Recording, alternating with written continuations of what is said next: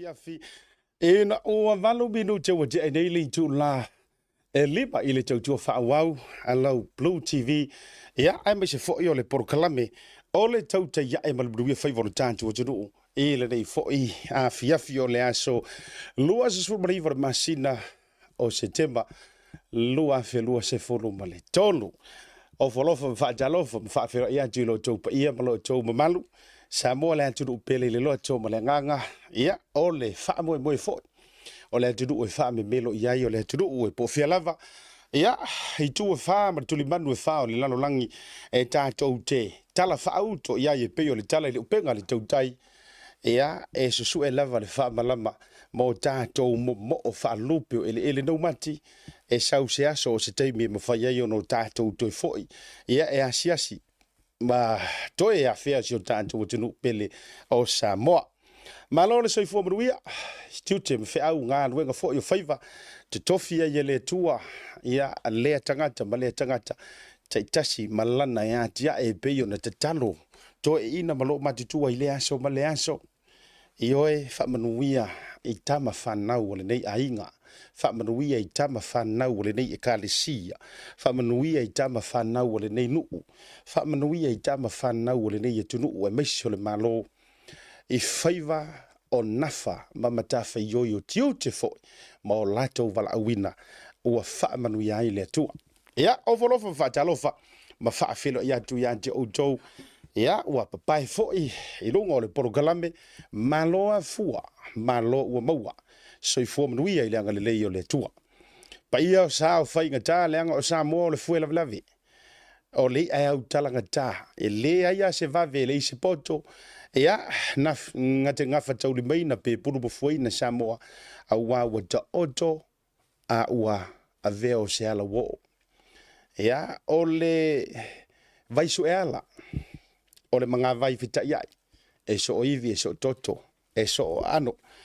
Ma lole, whatoto I le nei aso, ua manawa ngā luenga ualanga ua fiafi mato, o lea ua se furu minuto te eile lima, lono winga la ua se furu minuto te eile ono I Samoa, au te lopo o le se furu minuto te eile tolu I au se talia, e au te lopo u whasoro solo ina se furu minuto te eile se furu pea I Amerika manisio steti, ia ua langa o le kele a fo I o lau fai prokalame kele anga e loa ai fo I taimi o loo mafuta mai ai ia wo ma paanga ma mai me so I lanto via muri ta ile nei bolo kalame o le TAUTAI A'E fafte tele tatu sponsors company lang sua mai se fo o lanto tau au mo lanto lima au mai tonu le tanto prokalame e pe o le tanto major sponsors ia le Tasi Market fafte tele le lang sua mai so tanto fo lo io tanto fo eina ia wale fonga tau mafo si o tātou o tiro. Whaaftai fo I le tātou deti saulanga te leo Pacific 40 ma le talo for voucher. Ia ma le langolanga suaina o tātou. Whaasala launga I lea fiafi o lea fiafi. Le gata fo I leo le mota Samoa Service Station si veitele. Samoa Tourism Authority mai se foi. Ia honisi lava foi o tātou samarianga le lei. Wo foi mau mea mamai tātou te whaipa anga whaatasi. Le gata leo Pacific si mane transfer whaaftai tele le whioga whaimano. Ia ma le lato fo ia unanga e tusa I o le lango suaina o le porokalame I lea fiafi ma lea fiafi. A talo fatu to telo tatou dunga le porokalame. Ia a me se fo I o nisi e fatu amuri muritai. Te whakua la utala lea. Whaftai ai nisi e nisi wala tau tusi mai ma whailo mai, whamai. Soli, whakua amako makamaka le lau porokalame. Whaftai lau sunga siata. Tu sai fo I o prokalame matango fie longo puia li ia pa I o le tātou o tunu fo ia ma mole tu fo I la whaftai o tō uma fo lea sa fiso o tai mai ia ma mole mai tau wha manuianga ma le tau whaftai ma mole tu fo I la whamalo ma le nganga whaftai tele iai nei vaenga I tātou te awhea I le fiafile nei iai nei ma tā upu ma ale mana tua ia ele toi nā ma le laina o le ua wha mapu e lava le ma tā upu e winga ile moli mau le tama le o Sam. Ia, ka fio lai ali ua Sam fa asro a koa umaili tele o le Facebook le nei taimi. Ia malunga o le social media. Ai o le mata upu lea onga le nei taimi. Ai o te re mai loa iai. Pea no te whai atu. o le tele i o tangata ua o mai fo'i ia i lātou fo'i e fi so o tai mai. E so o tanga ma moli mau, ma wha maonianga, ma na inisi o tūlanga o ma wha bena. E anga umanga i le wha moe moe lea. Ia te aula ia malo ula ngona. A vai e yeise le lei e tupu mai ei tua o le nei porokalame ma le tau ma whai antu ma le tau tu i tu i atu. Justice for le tamo tu au. Pawanga. O nisi mau ngasu ma nisi mau whaatia tā mai, o nisi mau whaalawe vai, o nisi mau tau whaa sese, tau whaa matau, tau whaa leanga o a umana mea. Ia, e ku ua ia i le anganga pa i o le atua. A wai fiwa fo i kangaka e ka mo whaia whaa salawei. A whaia ua o taimi o porokala mea le atua ua te tau wai o na whaa pupula sina mala malama i lea mata upu. E fiwa le po liuli e le koe mo whaionga ki ngia. Peino o whaiantu.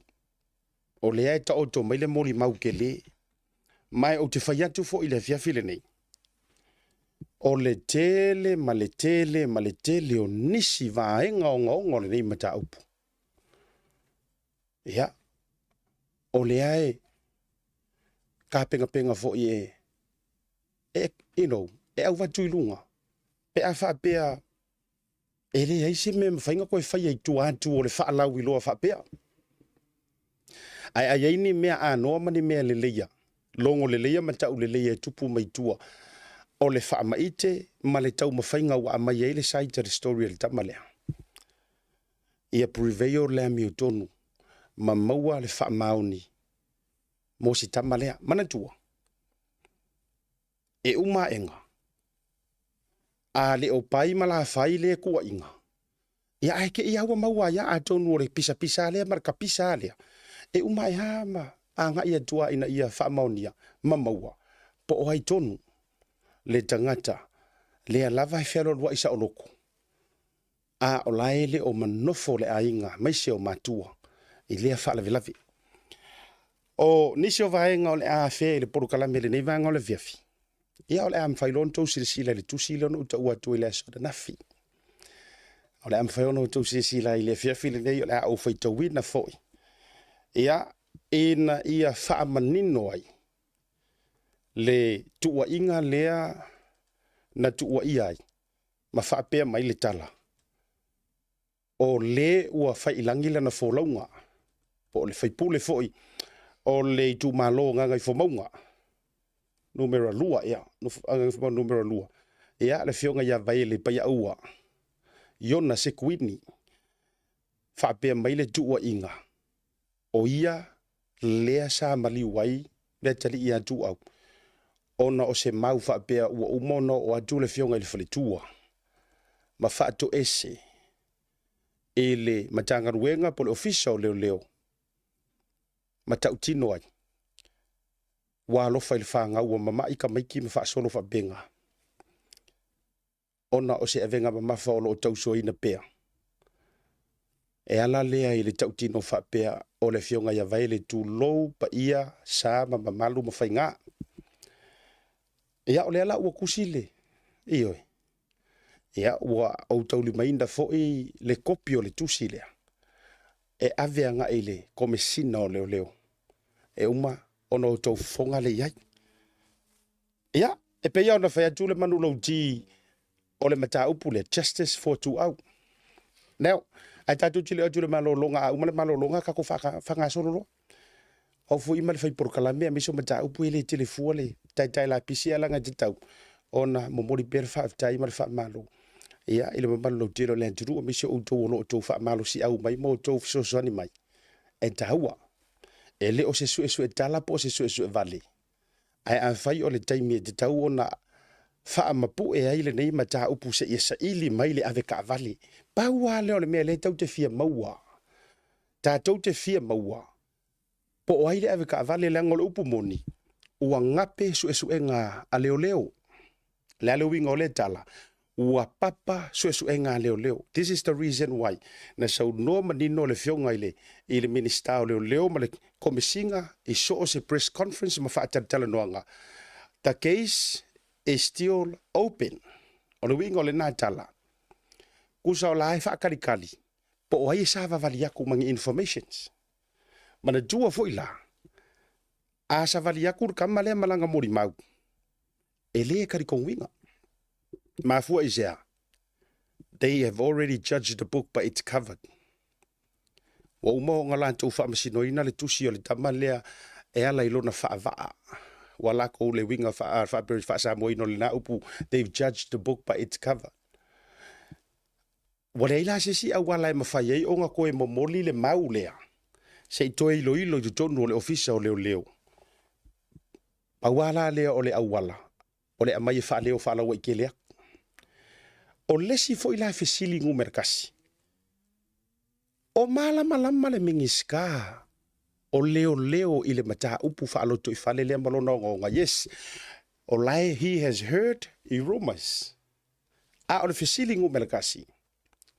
Ona malama ile loko i whale. O ka u ia i le komisinga. O ka u ia i nei tangata mawarulunga ile mingiska. Le seriousness o le melea.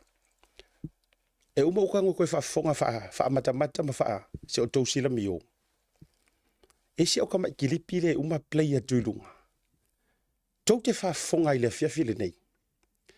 Pele o le kali lea o le mea lea ma le mafuanga. E a fuai. O na pongi sa pea. Ma peye le o minoi mai le fionga i le minista. E ui o le onga o nisi o tua inga. Lea ua paplika i lunga o tātou penga ta whailangi. Ia, o le si vaenga na e a wheel tātou porukalame le vaenga o le fiafi. Ia, o le tusi, ia me si fo nisi o vaenga. E lea kou sila iai. Ia ka kou judge la ia pe moi. Po le ale tūlanga o le iai. Whatalo wham wha malo atu to tele o tōru ngal proklame, si el tātou proklame. Ngal ka kua le malolonga. A fo i mai. Ia, tātou womo mua il tam ai le vaenga o le investigations. Ina i vaenga ia i te tonu o le metanga ruenga la vorolio. Ia mwhanga solo tuai. Ia mse o kousi sira kusi. E sere koufi a ngau. Ngau e vai de kusi. Se o tau. E lea ngai ma mea. Whaoru tātou porkalame. Pea mai a tātou whasalangu wa business nei.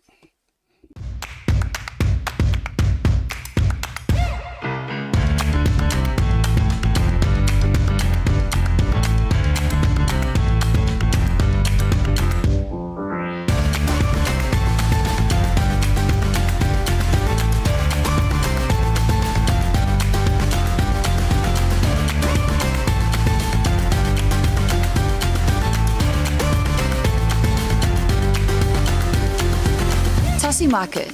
With 3 locations around Auckland, you can get fresh produce from farm straight to your table. Grab a bite at Tasi Pacifica Cafe or get a new look at Tasi Barbers and Salon. Tasi Market, your affordable local.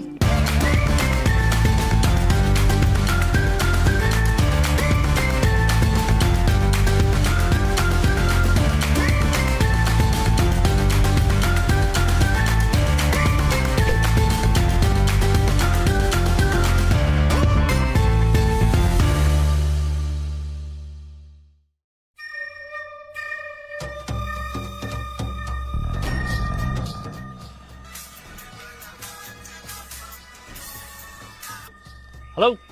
Happy birthday, Us! Yeah, happy birthday din ko makiva. Saya mengal mo video ko ay. Among yo cross fanga mo makulong talo fakal choy celebrate cross fanga yo sa misina. Sorry, if you po. Sorry.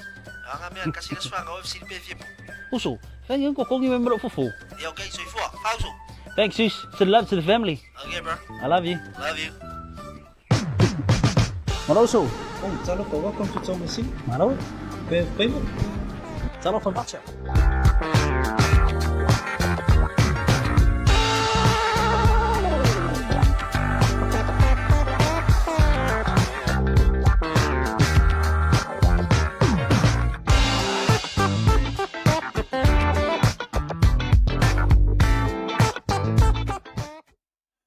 Ia, joe whaatalo whaaturi joe se liu mai o le porkalame i mana o longa mansani le rei vanga le whiawhina ua lua se fulu ma le lua minu te ute nei. Ia, le i tū la e li bari tau tua whaawau a lau Blue TV mai se fōi o le porkalame o le tau te ia e male manuia whaiva o le tātou o turu i nei fōi vanga o le a whiawhi. Ai le i la uar kako kusi. fia mole tele fa ma la fa tele lava ia isi o tina fa le nganga ia melody pasta melody mole ofutino io ma se foi ia po le la foi le o fa tautai atu ile por kala mele ne vanga o le fiafi io anga ko pei umala si ma tutina fa le nganga me foi le ia ngar ka ai me ko ha ta se so foi se ko ngi me sa ka ula fala o ia le mo di fa ma ro ma fa tele ia te ma fa le nganga pasta we te fa tanga te foi le ia o le tina fa le nganga ia o le asa ko kilo mai na ia na mania ia o kere ka ua kua le me au mai le ofu mari tau ai tali au tau masue o le wo tau li mai na le tusil nei ma o mana tu foi ia ile fa tangaina mai le na au ina mai ante au le tusi ia ma o le kusi foi ele o se tusi o no fa lilo lilo ia o le sa au il fionga komisina ia ina ia fa ia se trato fa tatau e tu ua inga lea ua tu ina mai ia makalango inga solo e o afo ile ta yo le tu ngai ma ilanto o lea e molia ina ma tu ua ina sorry tu ua ina na molia inga langa le fengi molianga e o ia ilanto o lea e tu ua ia ile mata upule nei ma tu alu ai kusa yo le mata upu fo mai esa o lea ua admit la fionga ile fale tua o le fionga ya vaile pe ya ua sa tupu ai le fale vlavele okay la kuilunga ai o te faita wina fa pea a fionga ya o le aso ka ko amaka mailunga se super vandu se te malua filo super tolu a fionga o Paulo ngitino Filippo come sino leo ma fale pui ma tanga wenga o leo ma fale pui ma ta upu fa matalaga tu sia winga ile tau le ngainga defamations fa tasi ai mali talo sangaina ia fa ma le ngoa o le nei ainga a fionga vaile pa au yona se kuini le tolua tupuola mati mai vasa vaile pa au yona se kuini male fa nau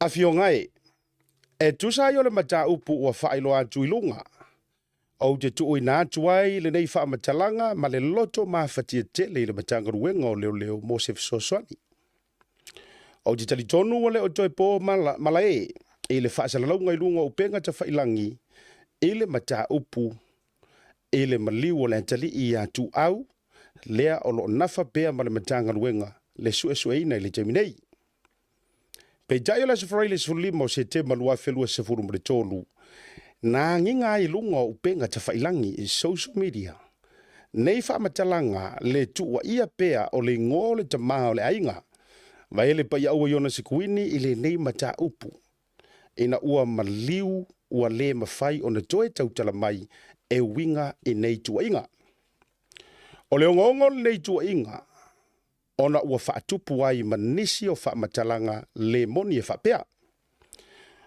ua maea ona o atu le faletua o vaele ile ofisa o leo e faatu ese matautino o vaele na maliu ai tu au o le nai te si la fiala ua fionga le komesina ele ai se mea faapea na tupu pe o le atupu iyo e awa o le upumoni le ai se feso o tainga o le nei ainga ma le mata upu e winga ile maliu le tali ua ia le nofo lelei o le ainga o vaele ma ua faapei o se afi e mumu sae le loto ita ia te au nei o le tina ina ua anginga le nei faamatalaga I lunga o penga te failangi tainane e le o se talamoni tu uia la vaele ua mapu file mu mai le ongongo ti ngā mawhatianga ai moa unei o lo ola ai maisi o sia u whanau ma si o u whaasinomanga I uso matuangane whaapea u ainga ua langona le matamuli ua langona le fiataui masui a wa upu matala ma le a fia fua o le maave ave le fua o le ala lea e onga whamatalanga ua a ta ua ai sia u whanau ma o le ala lea ua le manofo ai se I whaali le lotu tinga ua matua a fia lo mātou tamali anga ono tua inga se o le ala leo le nei tarosanga lau fionga komisina o te talo atu ma le nganga ma wala lava mua o te mana malama I mata whaioio lo ngā lulue va aluaile matanga ruenga o fiso o ta inga i le vaenga o le Sam Cert, ma le ofisa o leo le vaenga le Cybercrime Divisions. O le ala lea o te talo tuai ina ia whaatino le sa ilinga. O la jou lo whaia le nei ngā luenga leanga, o le tau whaaleanga i lunga o le social media, e whao ngai nai tua inga se le moni. Ma whaamatalanga, mātanga e matua, le talia ngofie ma fau maloto, o tangata soifua e pei o lau fionga malo nei whaatau waa. Lua o te matua te talo atu ma le nganga ma walalo wha mole ua whainga tā tele o na maua se file mu ono le nei lava mata upu. Mo le si la fia, ua le o le urua i taiwi le nei, ua nginga ai nei tua inga, ma ua manatua i lava le lalolangi atoa. O le whaipule ua maliu, le fionga ia vaele pa ia aua iona se kuini, na mafua ai le maliu o le tali. Ua te talo antu i le malo si anga o lau fionga, ua tō fia aloa ia e a vea ma komesina o leo. Ina ia whaatino se awala wha le tūla fono, mo le wha ma maina o le ngoa vaile. O lona toa lua, ma lana whanau, ma ia wha ngata loa o na toe tā ua pe tala noa ina, e peio tua inga, ua fofola ilunga o penga te whailangi, ma ua le ai se vaipa noa o le lalulangi. Ua le au iai le nei tau whaaleanga. Ua whaapia tu fo imanisio anta nei tu singa tau whaaleanga mo lo sila fia, mo le whaamautuina o le nei talo sanga mo se fisoasoani mai le matanga ruenga o leo, mo au ma le whanau ai maisio o ainga lo tutinga i le nei mata upu. O lo matila tila foi i nei whaamaumaunga le swafa o le fionga le minista o whatoanga ma whainga whaiva talo whai. O le talo i le tua ina ia foa i le ata mai le loto tele ma le mea tonu i lau fionga ina ia mawhai o na saunga le mu malavia ina loto manganga mawhatia o le atunuu o lo o sulu atu ia i puapuanga o a fianga e pei o na iai nei le mataupu. Ma lo o whaalalo tele lava whaaftai tupuola mati mai vasa vai le pei ia aua iona se kuini. Ia. Ora kusir nga.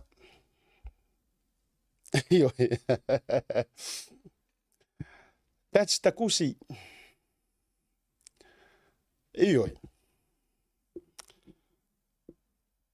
Kau maringi e maloi makar fai kau ngor kusi. E tau maringi e maloi mata e mo le loto le fai tau ngole tusi. Mana tua o le kusi e le o kua ia ise kangaka. O le tusi aia. Ia ta watu i lau fionga il kome singa. E le ikupu le mea. E le itupu le mea. Whaapea na mato o watu penga o waruaku penga o wa ma. That never happened. E le ikupu. Mai le te le atoa o le ano fale o le tusi. E lua mea ka ua ia o ke wha mamawhai a uia i le kusi rea. Tolo pulo whaaftai lau whionga le whare tua. Ka lo whai. E te iloa le mea whainga tāi le keisi le nei. O le whainga kā o le mea le ngei. O le whainga tāi o le mea o le momomo o le loto o le tangata ma le mawhatia ona o le motusia o le mafutanga e ala i le maliu ma le oti. Ai koe eli whaalua aku re kuunga mau o se kangaka ua maliu. Oka e se leanga o le mea. Leanga i o lea mea. O lou mawhakia o leke ki ngā. O ngā ua kuua le mafukanga mawhangawhanga ma kuunga o e malau whanga.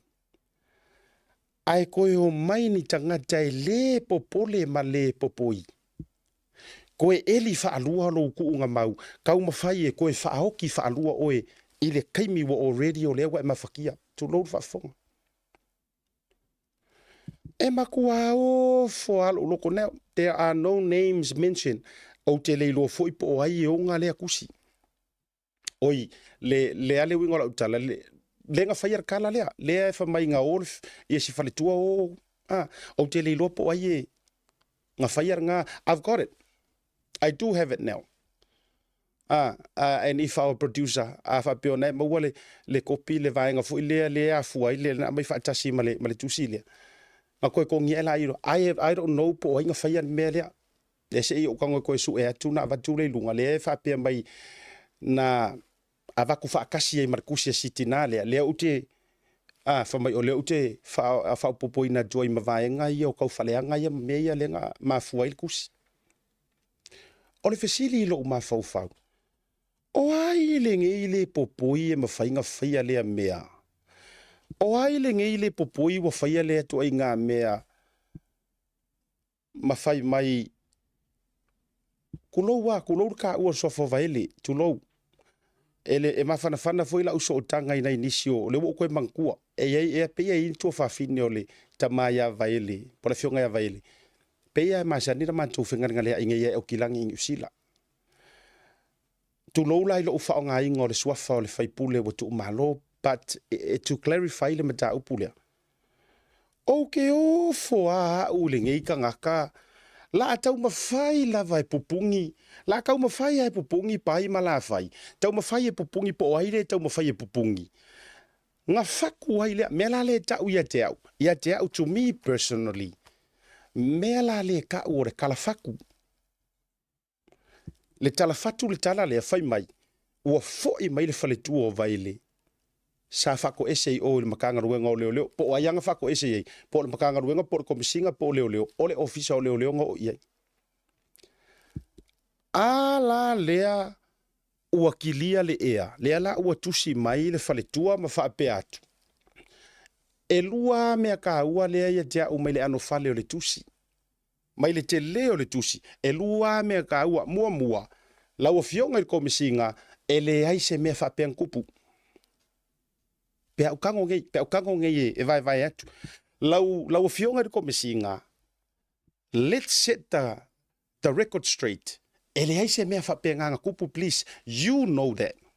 You know it. Mai whela de mangingo. Nai te sila fia. Ele aise mea whape ang kupu. Ele oa upo rakusi. Se kifu ko kango fia vai.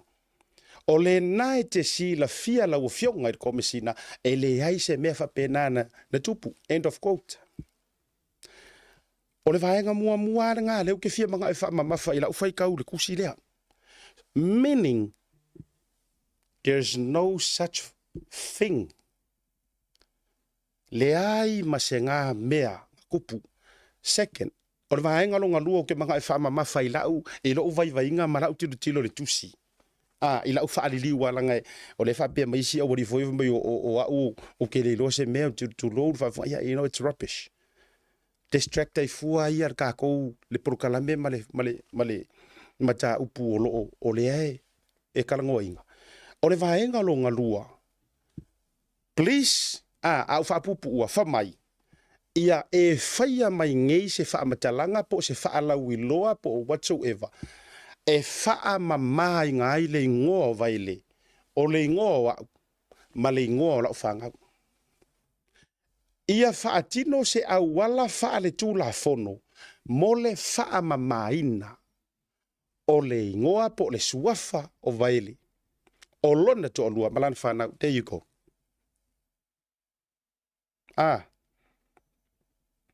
Pauanga. Mai le loto momoia leanga ka kele koe fia whaika winga, ma le tūlanga whapena. O le ala ka kele koe fia whaika winga, momo loto, wai kala siki ngā. Wo tau tutu le afi, ua musa e sae le afi wo kukuku. Ia o ala wha si whetu la le, si whetu la ka whaasoa wa, whaasoa ai o whaasoa lau tele. O a wha o ko. O a wha o tau si whetu, O a wha o ko, a ngā serious ngai le whika o kua whawhinga o vaele, ma le ainga o vaele. Vai whela whawhonga, fo ilai sa ungoa ngatinga, ali whale kua. Wa feita mai ma ainga o lo to lua ia tea. Wala ngai le yase se le whapenga. Ngā whawhonga kua o kupu me le mea wo kua whamai wa toi solo mua ele ko lua o pai le koe halu maka ukingo. So le, e muli ele yase se e fia vili mua se ofisa o leo e su ese moi. E mua vili mai a oe, e mua vili mai le ainga o lo ko lua vili mai a oe. O le ale me wefaya. O le ale koe ngā me wefaya. Vai tatou iai. Now, o le fesili la ilo uma faufau. O e leanga whakupua kala. Well, I know for a fact you are watching me now. I know that. I know for a fact you are watching me. Whether you're watching me live, you will watch me. O a wha oe, ai anga le koa ngei le kai, le a inga o vaele, ai o kuno fasire ngei fale tua tu lolo whionga tu pola mati mai vasa wo whaonga le whatita inga, o te le masani le fale tua tu lolo lava.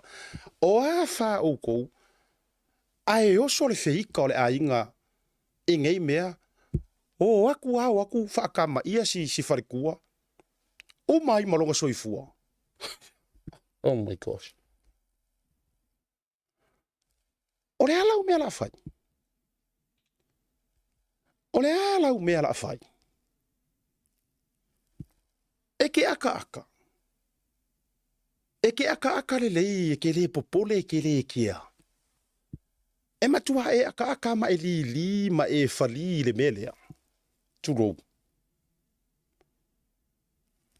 Makua ofo le loto.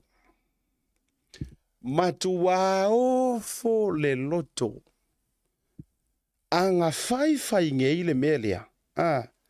Anga whai ngei le ka ofi le mai a. Kunou wa le ye le melang kupu mai se va ile fangoli tulo e amulia lu ye la fasoa. Ai wo o konga mai.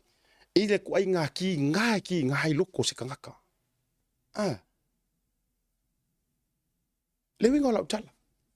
Anga ki nga nge yo fa kupu se me fa pea mule yange o aku official leo e a unga piu se me fa pea nga kupu e o le komesinga e o le mingiska e o leo singia e la tau te loa e le hai se me fa pea nga kupu a le ala ua maliwa kuai fa kai inga wa ke ua maliwa kuai male fale kua ongo se me o le a kupu le a inga le feika o le ala me ala fai.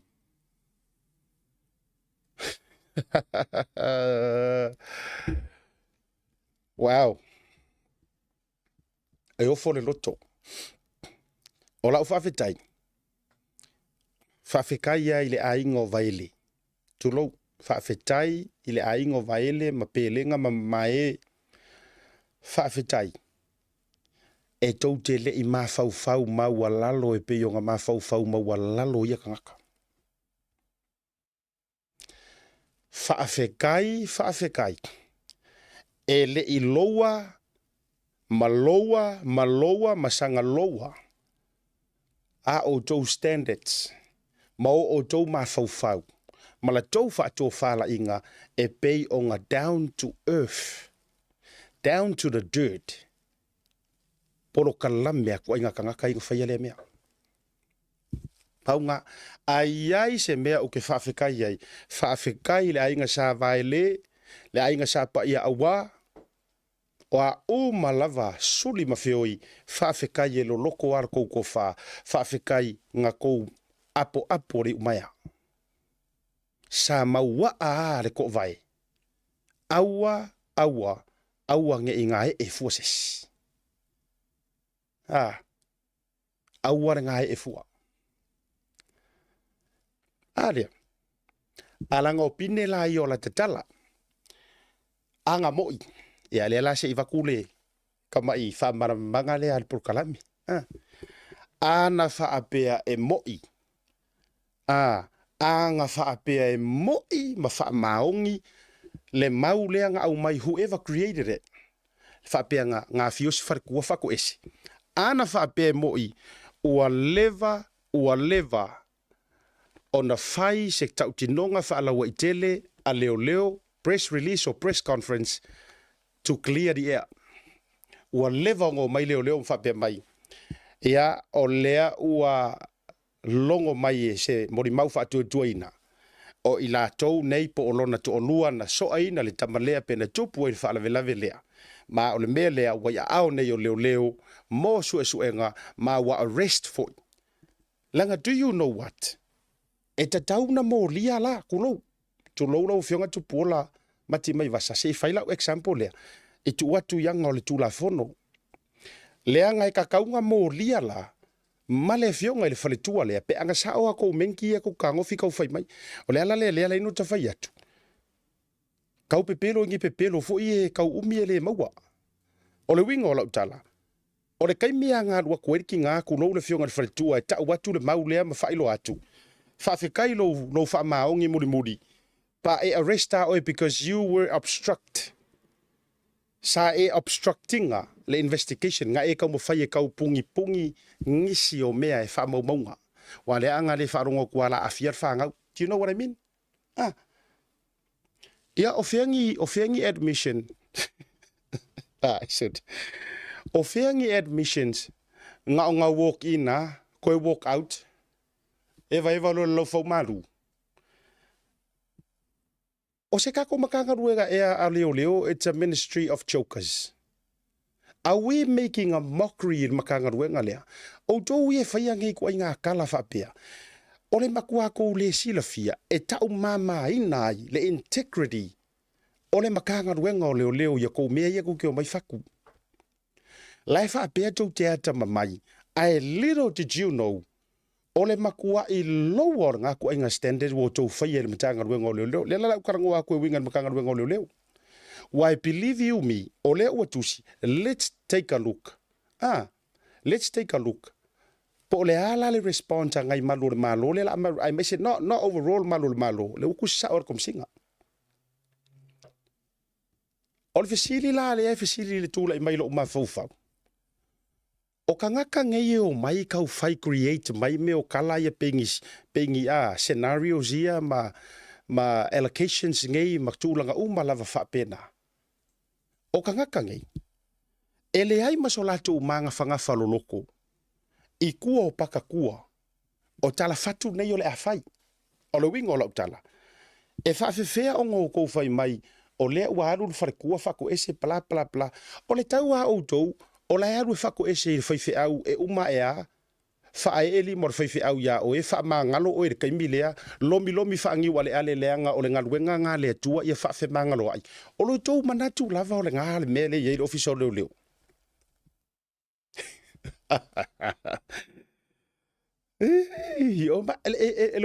It's a black and white thing. A ua e saungi e whaku se kala. Make sure. A weke whaavango I ngā se mea koe fo I mai maua o e kai milawa lea ele I. Ia. O lea la ua, batali o le tusire na. I oe. O le tusire na lea la ua kusi. Ma whaape atu. La ua fionga re komisinga. Please. You know. O le maanga ia. A maka upu. Nai te sila fia. E kei lor mafu anga wala ionga o karikonguinga ma lilifa lo uloto ile maulea sa o ile se menga kupu. First, there was never a press release from the Ministry of Police regarding this thing. This is a big issue. Second, a whaio whaafonga mai mantu o le tali I atu au. Nga approach aku o tau e leo. A whaila ua whaalilo maka upulea. E iai se whaamaongianga na approach aku e leo o tau. Walanga, police must inform the victim's family. Yes. Zole. Se zole le me le vale uma.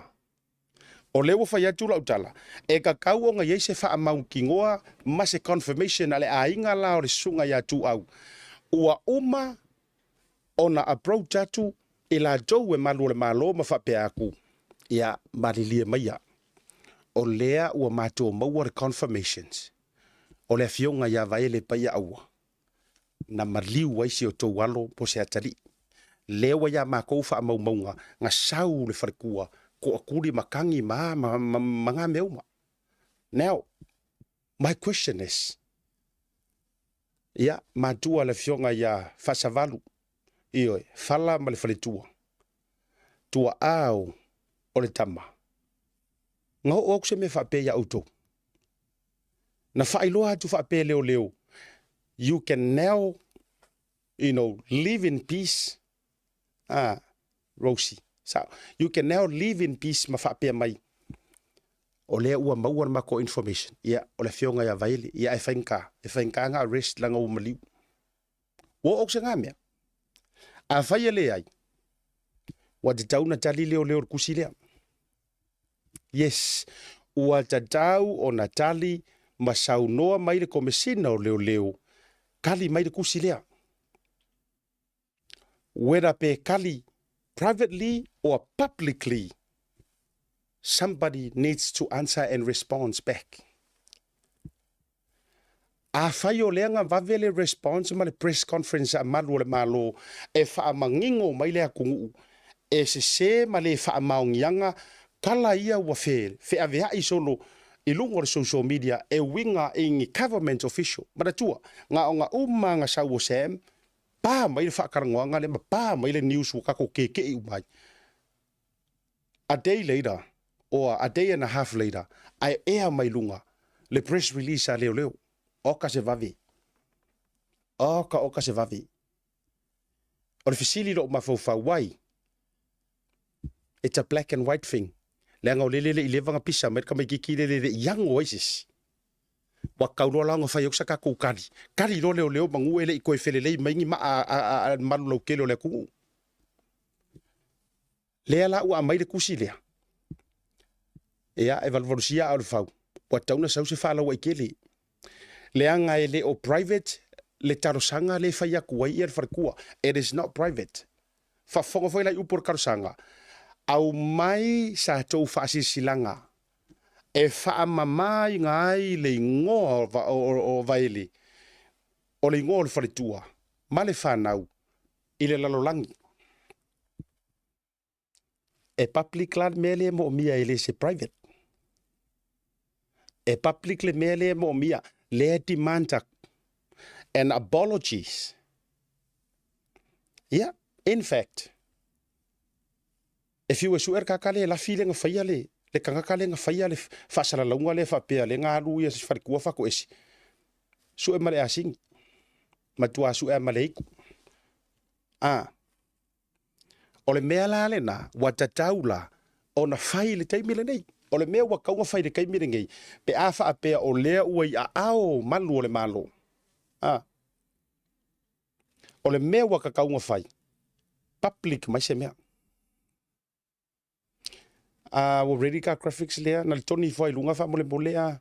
Ile lea le kusi kongua lea le vevesi ei le post whoever nga whai al mea lea. Le la tausi sila mai runga. Nga wha emo. I'm not gonna read it. I'm not gonna read it. Al fa maunga lea lenga mai lunga nga. Me la lea. Ya.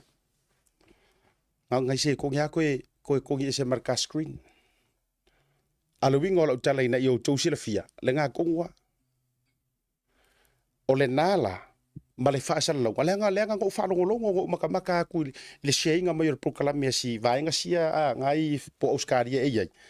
Nala nga mangingo el so nga le fionga te tai o le tuanga. Mangingo ya lang sa ngwanga fa be mai ia su e fua la o le wa maua mai kala wa o mangalu le farkua fa ko ese o pala makanga ngo leo lono winga la ili se mea fa ke me le mea so I am so looking forward po lea se time respond ai ia le fionga komisina man mtanga ruenga o leo. Fa pe yo nga vavenga ea e lungar kamba foi lele inga ua mahe ar whakarangoa nga Sam. A tonu la e tāua tau longolongo o por kalami. E ka ua. Wa te tau foi la. Wai. Ona mai lunga se kari o le mea. Ia, se kilia e se ai le nga yei, a inga yei, kilia e se le mbeo le lapisi. Ai si ika kou sa vari sa o kua, se ika usu e mai. Po ai kongua ngala vea hai. Ira kamo tu au. O le winga fo yo la utala o te fa manatu e tau tele i o le malolonga. O le kala le kusi. E ki ngā le mea mongi. E ki ngā le mea mongi. Ai a o kou maua le mea mongi. E whaasa o loto o e le mea moni. Awala kou ke ki ngā le ngā. O aile ki ngā le maka upu lea. Awe ke ki ngā langa o le kausa ili le mea mongi eri. Awe ke ki ngā. Awa o le upu ma le tala tu usao. A e loa e oe e le o oi. Why are you so hurt or in pain? Na mea le ngā e ki ngā fua. tatia ia le mai la tau wa yai ngoa ia ngakua inga. Ana mele o ka vai akuai. Ua tuu maa, a ua maa ia au, ua kuur kangaka kongu, kangaka masuafa ia ngaka ua le mori maua sem. O lea ua ka akikia kangaka ngai kau le pisa. Ae sau wa ilo ilunga le pisa. Ae le ika ua ngingoa. Now the question is, why ua e ti ngai? Because the truth hurts. E ki ngā le mea mongi. Ai a maua ngai le mea mongi. E makua le leilau moe, le leilau tausami, le leiau talanoanga malou tuolua, e te le vaapa, e te le mai taita, e le faima e CEO a mo se furu mingu ke o e CEO, e le mawhaiona e se alfe siria e kari mai e serikari, wafo ua ngengefu, wanono mi antoa meilo mafaufau, mafo e sea, ma mafa le avenga. Tatoatur marolonga, a foi mai. E ere kiripio ke fia faasoa ma au watu ilunga. Ma le fesili numero tasi whapea. A fai ngai o lea, pe a fai o lea, o le a laka inga kau mauar wha maongi, ai o yaingi lape ko kongo na makanga ruenga, fea suru iai. What's next? Pe a whapea o lea kau ki kau mo fai esa ili uma le justice for two up. Whaurpo kalampia mai apia tatou malolonga. O le atau nuu mai ia te oe, i le aso mua o katopo ai le lima i le afiafi, i le Dewdrop Event Center i Manukau. O nofuanga sa whaingoa mua o le Vodafone. Se aso wha malolonga, ma le whaalia o le mana o le atua i lau soifua. O se aso wa venga, mangaluenga ma mana o le atua, o le awha atau wina i lau tangata. O lau awanoa le lengi nei, e te mori mawina ai le mana atu atoa o le atua i te tonu ia te oe. Su mai, afio mai tātou te awai whaatasi, o mori mawina se aso whaangalu hata, o le fotua ai, o se moe fou i lau soifua.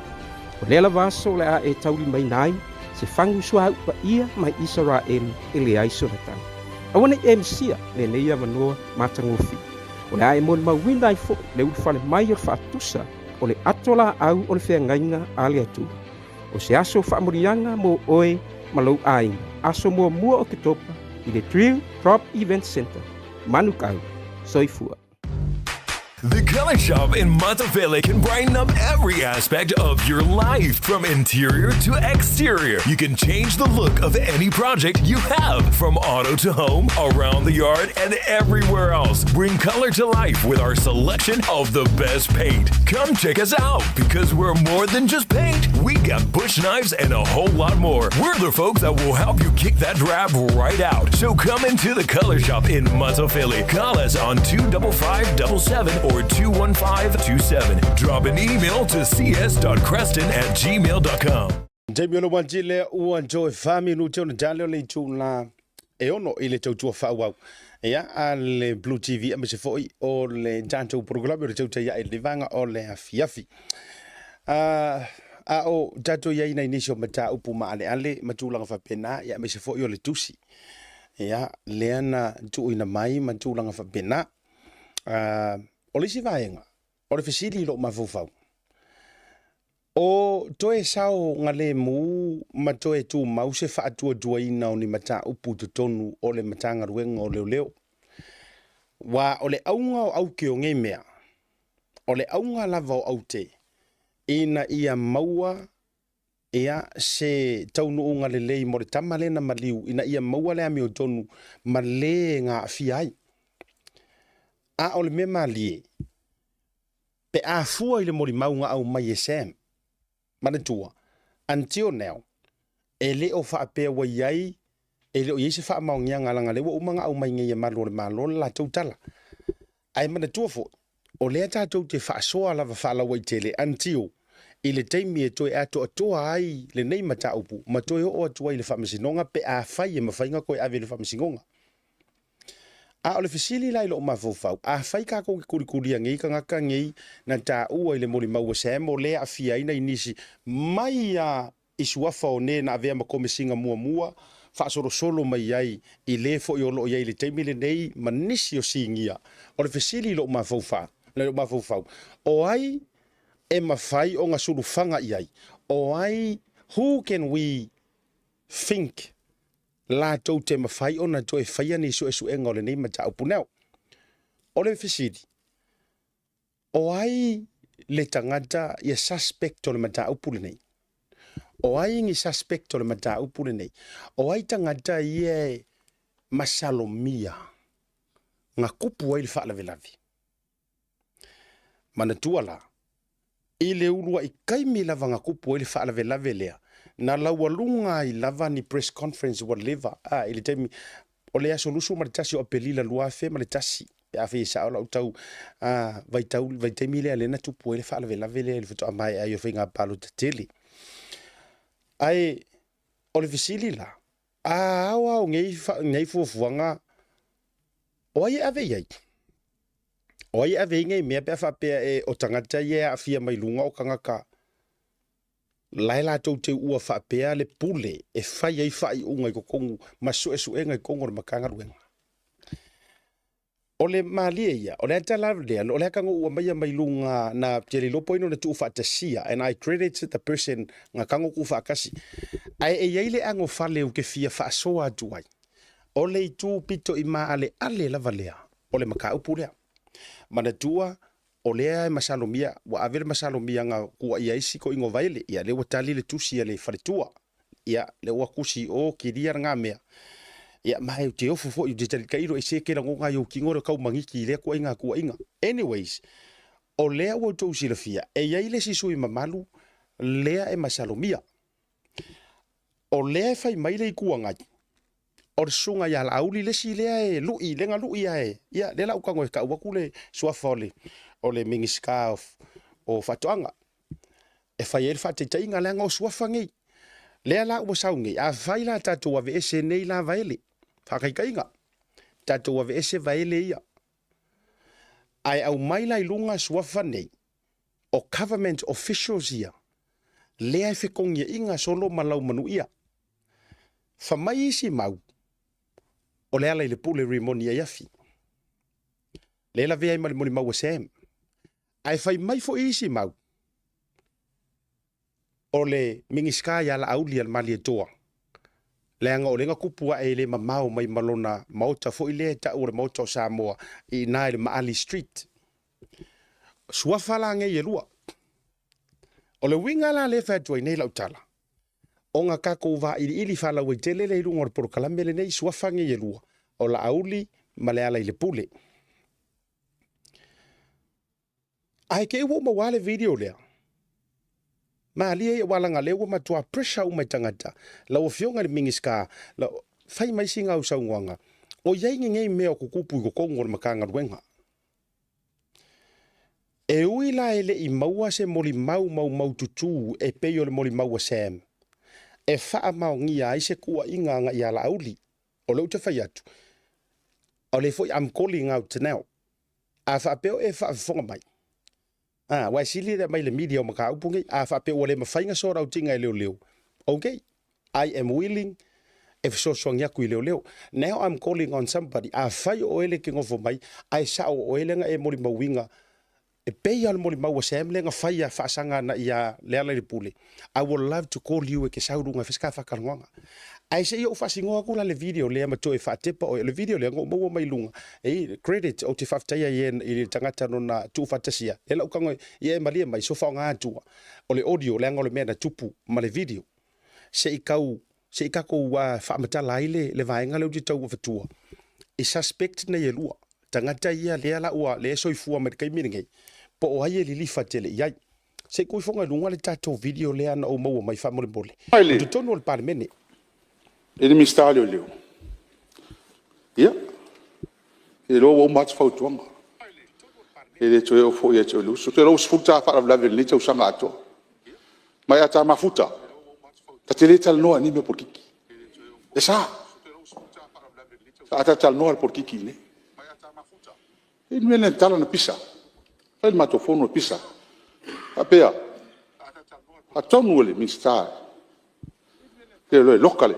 Taita ele tuangai matu taita ala ngona le fa tu la tala le mfain tupu ele fa tam vane mena Pau lo taimi, e taimi ta fala la vela vai. Ngai ki fia. Ka ngofo ka Paulo taimi o muso tre to. E sa o ele me. O sai mai sei tu dai mai min sta o leo e le ala nga le wa ngia le sa rong pa fonfonga le tino sa no lo fonga min sta ta ya lo vengo al fonga tla ya ma lo vo jo usoni ya tu la fono al moto le lo fonga al fonga tla se to inga fo le pos sta la ya va ma dia ya wa me mo mo di sa to no va ben fai pula le fa tino la to tut le la lo tu la fono ya sa lo fonga ya manino tu la fono le mi se malo si amo se min sta lo e polo ina se lo ta fiamma mo le stangata Palong no nga to ay le sa no may usimad. Ta umay la ay nga malafyong el minstaw de deo. Ia te ilo si pinangalo la usyong. Ile longo le ile me. Ile o si mele ne ya luai nga. May le fay fo ton wala malo ini faya fale ay. Ia. Ole o to na to mo mai le to mo mai ia le video le. Ole wingo la utala. O tanga tala ye to rua wala ngale ngalu I mai le sunga tuila epa fa pe mai. La auli sawe kali mai wala nga o aile nga so angar kamikiki le. Mantua la nga fela wa pe wa accuse ia le sunga le minister. Ole si foi la tanga tale pe e tua ia. Le accuse foi le si tu le. O limoni. Aka ko wo mai lai ko makamaka le video le no vatua I lunga. O ai le conflict of interest I. O ai le yailanga so okanga le o declare publicly e ainga mari mingiska o leo. Mana tua, o le fesili le o vakua le amakanga. O fea a kako usurufanga iai. When I say o fea la a kako usurufanga iai, I'm specifically meaning ile maka upu le arkama lea. And maybe e o ngokari e fo I mangisi o maka upu ngai ko ke ngofo mautou. O le fesili la leo ke fai kua. O ai le ua whaalau I loa whaalau I kele mai I totonu o le pale mene ma le mamarulanga o mele anga mai ko ngore fongo ele ia mai ang whaakarakarangoanga foile le wha interviewa angi media. O le saungoanga le sunga ya le ala I le pule rimoni a iafi. Wa se furu ka whaalawe lave I ka ainga ki lia le lei e tau I le fionga le minister. Le ala le nga la yonga whaau I lave me le fionga mai kai pale miam fai mai. Aole mai mea nga whaafengo fia I kala. Aole mai ele mai mea ngai kong I yung whaainga. Ele mai whaainga fai kong I. Now, toi foi mai la ia leo la utala. And e whaia o te tala noa maleava ma le whaitete le nga o te le whape o te whaiatu. Nga o whisili atu I le fionga I le minister. I le vaiaso na te neina ua o whiso tai atu. Ile mata upu lea, o le kalia le fionga le mingiska ia kia. Asiata, e o mai le taimi le nei, e le ilongoa mai e le komisinga ia kia au, e iai se fanga po se la au malosi. Oi oi makanga ruenga o leo, leanga whapea whao ngai, e kanga kawalei ngai. Lua, e le io o mai fo ia kia au. Se ingoa se kanga ka whapea o Sam, e le ka ua mai e le oiloa. In other words, I have no idea. O le fesili la le fesili lo mawawalanga lea e whaingo fie ia o na li lifa tatou mawawanga mo kako whapea. Ia, le loa po le mele le o nganganga ke le fionga le mingiska. I'm just saying this. Maybe, langa o le awa I loa umai le atunu. E a inga ma se tasi o lo o masalomia. Se kasi o lo accuse. Pe tu ua ia. O le ala lea leo nga whai atu le to o tele. Whamata o whaia ea se ngā lue ngā le fionga. Ile ko mesina o yo le fionga le mingiska. O whaia se ngā lue ngā le vaenga lea. Ai o le sifisili lo mawawau. O lea ua a matalava. O na o le tātou mata upu lea, I o ngalanga o le ua I le lalolangi a koa. For some reasons, what vai atu tusi mai news is Samoa okay updating al melea to be honest. But for some reasons, what vai atu sautus to singa Samoa. O la ua step in le sui pale mia. Ia po le fionga foi i le sui mamalu sui pale mia tuala Bonifasi. O kawai akula mai news is Samoa. E step in, e fuel ia shoes, ole e fionga le. I don't know, I haven't got confirmations. O te whailo atu o te le imawaina se confirmations o le mata upulea. Peitai, e na ona toi foi mai lava. O la utala i le vaenga lea. O aile maualonga so o kanga ngai o i le makanga ruenga o leo leo overall. O aile maualonga so o kanga i o. Mai tangata e to alua ia, e tu ua ia o la ingoa, malau mangu ia o la suafa. Ile maliu le tamalea. Ia le ko fafonga nge le video. Le na tu la ia le fionga le pule. Ai mana tu fo ia tato tautonga now. O te le o fai atu ua lape le ai se fa maungia nga fa tu la fono. There's no leak or evidence. A me ua lape ia le fa to fa inga le fionga le minister. No. But I'm just saying in the eyes of the public. In the eyes of the public. Male lato mata atu. Male lato sila atu. E winga nga le kake vea kuai. Le anga e o loa i le mele o le. O le winga o la utala. Wha maka o ako akoa o nga wha ai loa i le makanga ruenga. Wha mata o wha ai loa o ato atuano wha ai loa i le mingisika o leo leo. Ia maka upungi. O iai. Se toi play mai ya. Ke lo e wa capture la o wha alongo longo. E le me mali ele o wha alongo koe sa wanga le whiongan mingisika ia wha walo. Lau fio, lai manino tu lafu. Penga e mawanga. E mase malo si amo e se minsta leo leo. E polo ina i se leo leo e tau fi ama mori e stangata. Did you hear that? Nga e mawanga le saunoanga le whiongan mingisika neo. O le fesili numero tasi ro ma fau. O le ala ua sau ngore whiongan mingisika fa mai. Malesi mea lau fionga zui mamatu.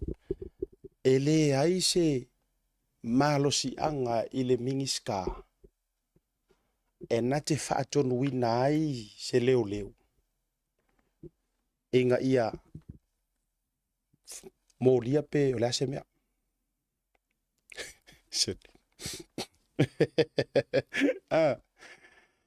O le winga o la ukala. O ai, who is... like, what does this mean? O le winga o le melia. O tautau maua mai leo winga leo ke kau whai akua. Leanga o le tele i o leina mawai leina e ka uari le whaafonga i o le tanto o junu. E le o le kali e ala o le melia. E le o le kali le o le melia. Inga nge i meange ua makua i kako sai i le fionga le mingiska.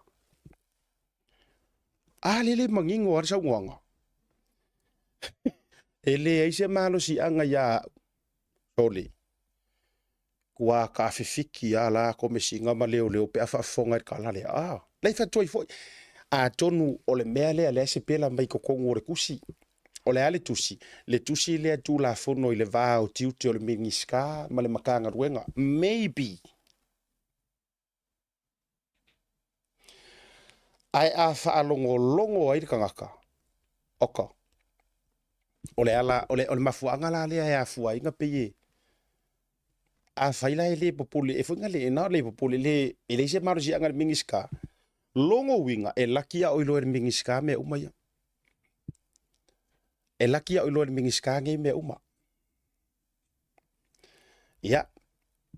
Ele o ia ita se anga tonu manu mea whapena. Ai a whaio e fua ile mori mau le tama le ana sau whailanga mori mau. E ke le a se ngā ruenga i ka kauonga whai.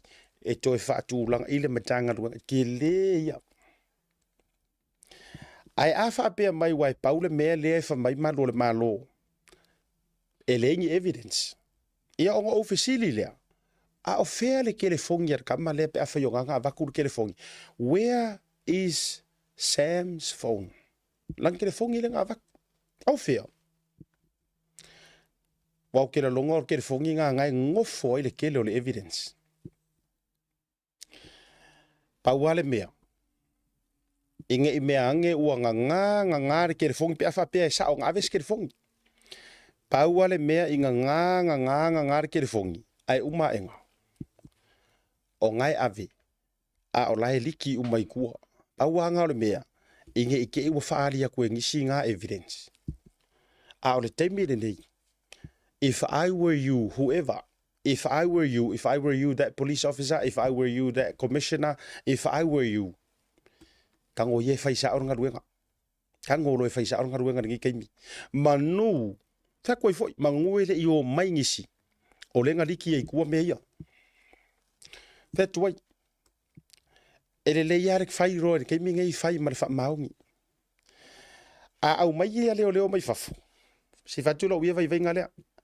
A fa pe wa ko kele la tobi tusi mai ma fa ali o la tofi ngalo manga ya. Ka unga mai ngi suesu enga mai fafu. O la ofisiri. A mai ngi ia leo ma private investigator, detective, FBI, CIA. O a uma nga ko inga a mai uma. Ele ma fai anga ai firo ngamisi ai firo filo yo tangata nei. Ele ma fai anga misi. Le anga ele o mai private investigator. O mai lo mai su me e lo sa o me iva keli. O to mo mai. Ele ma fai nga o mai private investigator mai fafo. O mai au su ku call map. Ka kungale yo between Farsa Mona and Papakyu Maali Street. I also my Siri for my 45 minutes away. Eli hai. A au mai nga o le ngau wa yokupe o la ukalamo ia lea. A vatu e ngau kupe ar malo. Le nga ia le mea lai kokongu ele ikiringia. Ia. Ioi. O le mea nga. Wafo ila ele o mai ia kai private investigator mai fafo mai wo already know e mo o mia e lantou le assistance. O le fisili. E kuli foi ele au fai pinge ia ngi au fai fusi wa afo I ka ko finga ja mo le o sorry kai mi sari no fa manga fuspa sorry vai do que serie I mare ka ko fai fusi wa o le winga le te fai atuai pe o mai anga yo ka ko ngai ka ko masta yo ku fafo o ku New Australia America ele mafaya ona atu o saoloa e au ngoa maleta pa o le faila ia o ala ngi mea la asu e aku ka mai fa okay, can we have a look at the file? Or me mo nga ka ngu detective ma private investigator. Okay, let's start. Where's the file? Can we have a look at the file? Io esa o ai lore le siro makua ma ko sa va era nga fisidia gua. Can we have a look at the file? Ra wa kilo kamaro le fingi. Ya. Ma yeah, can we have a look at the file? Anga ke from or faidi me la fisi me su me faidi. Or ko nga me nga o le me nga ku pure me le. E sa va fa private investigator. O kangi ako pa uya nga vaku. Kama fo I fa fingerprint. E fai ai mo DNA. La le ua lenga soro ko kongo. Wa kaule ma fai nga sava vadi ka ma se vo ye ko. Ai visilia ko le detective. All right. Where do we start? Can we have the file of Samuelu? Le ka pronouncing or ingo Samuelu claro sen. Can we have to au? Can we have the Leise mea.